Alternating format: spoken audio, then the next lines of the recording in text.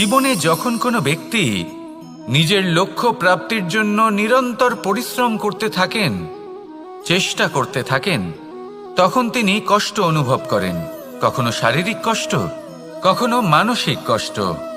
এবার উনি এটা ভাবতে থাকেন যে আমি কি উচিত করছি নাকি অনুচিত করছি।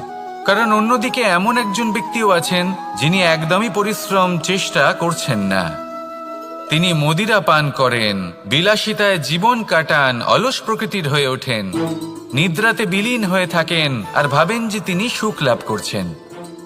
কিন্তু এরকম কেন হয়?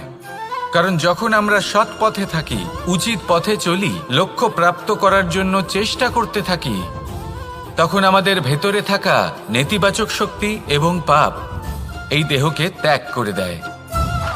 আর এই অনুভূতিটাই আমাদের দুঃখের অনুভূতি দেয়, কষ্ট দেয়। এবার সেখানে যদি আমরা কুপথে চলি, অনুচিত পথে চলতে থাকি, তাহলে আমাদের ভেতরে থাকা পুণ্য এবং ধনাত্মক শক্তি আমাদের দেহ ত্যাগ করে দেয়।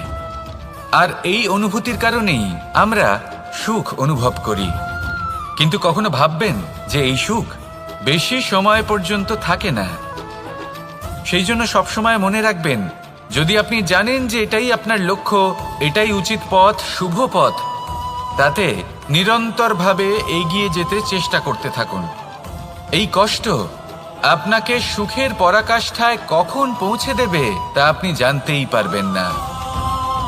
আসুন আমার সাথে ভালোবেসে বলুন, রাধা রাধা।